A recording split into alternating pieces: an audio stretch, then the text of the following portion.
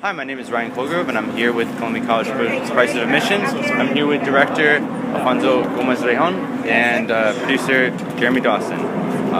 We're here for the film Meet Earl and the Dying Girl. So first, what gravitated you guys to this project? I think you should start. I'll start. I got the script from my agent, and I really loved it. I thought it was incredibly funny, and I hadn't seen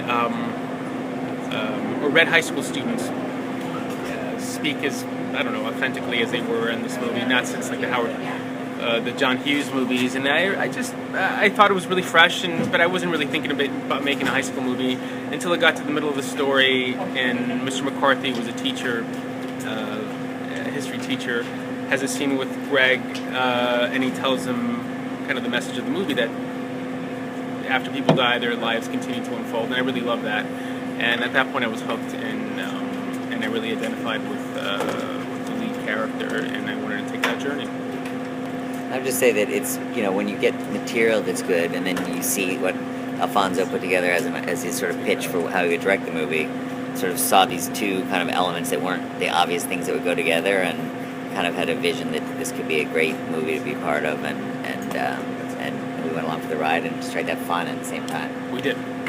With this film, like I noticed along with a lot of your other work, you have this really interesting visual style. Can you tell me a little bit about that? Well, I mean, it changes. It depends on the material. It's all kind of intuitive, I guess. I mean, you see it a certain way, and I do love the camera. And this was about having some fun, at least from the beginning of the movie.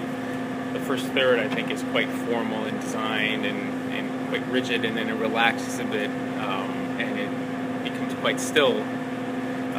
The way Greg kind of does, and starts to kind of stop talking and starts listening a little bit, and so the film kind of follows that.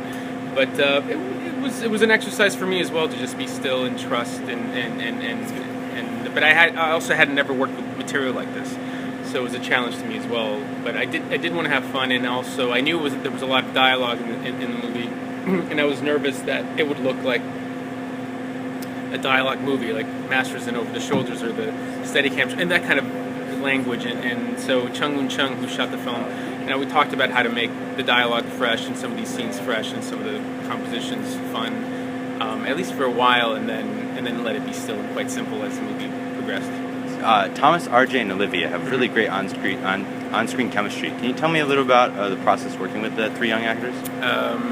It was easy. It was a very long process to just find Thomas and Olivia, actually. RJ was very quick and came at the very end and just kind of stole the role from everybody else. But Thomas and Olivia, the movie was about to come together at one point, then fell apart and came back together again. So they auditioned for a while, and it was clear that they were the right couple for the role because they had just the right amount of chemistry. There was this very intense friendship that wasn't a love story at all, and they, over that process of auditioning and coming back and callbacks, they became good friends, and you could feel that. And then when RJ came in, Thomas met with him in LA, and I was already in Pittsburgh, and he sent me an email and said, like, I think this guy is, and I could sense it from the Skype and a couple of meetings that RJ and I had over the internet, because I wasn't in the same city. But once he showed up, we had that one pre-shoot day, which is a big scene, which is the scene when they're eating ice cream in the steps. It's a big scene, but it was our pre-shoot, and it was his first big scene in the movie. His first day of shooting ever, basically. And he came in with such confidence, and I was a bit nervous. It was a few days before we had to do little things like take his phone away so he would focus and engage with the other two. And then Thomas actually went out with him the night before and ran lines with him and just made him comfortable with the whole project. The second he showed up on set, he was so present and so kind of in the moment that, and his confidence was exactly what the character of Earl, that wonderful quality that Earl has, and it completes that wonderful unit, and they all kind of complete each other, or complement each other. Sorry, and so working on the film was a joy because they all are, as individuals, very honest, very authentic, very funny, effortless. And so you can feel that dynamic between them, and it was just an absolute joy. And then seeing them, Olivia has the wonderful ability to be funny, and also handle the dramatic scenes so in a very grounded way, never melodramatic, just simple and real. Thomas is hysterical, never tries to be, and his coming of age is very, very subtle, very nuanced work that he does. And then in RJ, one of the greatest nights in the shoot was the night when he has his fight outside of, when he fights with Thomas outside of his house. And to see him in front of us almost discover what he was capable of, and to see him kind of reveal and go deep, and maybe not even have the tools to pull himself back from that, but just seeing that raw energy, then he's able to tap into something beautiful, and we were all witness to that. Was quite beautiful. So that's a very long answer to your question. They were a joy.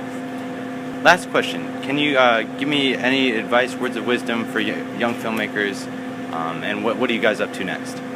Just don't try and copy anybody else's things. Just do something that you feel right about, and whatever you feel right about, just trust it, and maybe it'll be terrible or maybe it'll be great, but I think the biggest mistake a lot of people make is trying to do what they think you're supposed to do, and then at best case you're just a bit more of a generic person with some adequate skills, and that's not where you want to be if you're really wanting to tell stories that are your own. It's a very, very similar answer. I mean, I think trying to chase a fad or trying to do what is commercial, what you perceive to be commercial, if that's not really who you are, the person who really likes to make those action movies will get those jobs, and you'll just waste your time. And I think what's worked for me, and it's taken a long time to find this, to tell the stories that I want to tell, and have the courage, I think, to try to make those stories. They may be smaller, but in the long run, maybe they'll reach more people. So it's about trying to find your voice and what you like, and I think that's the only way you can really stand out and have your voice heard. All right. Well, it's been a pleasure. I love the film. I'm excited to talk to you guys, and it's been such a great experience, and I look forward to seeing more of you guys' work.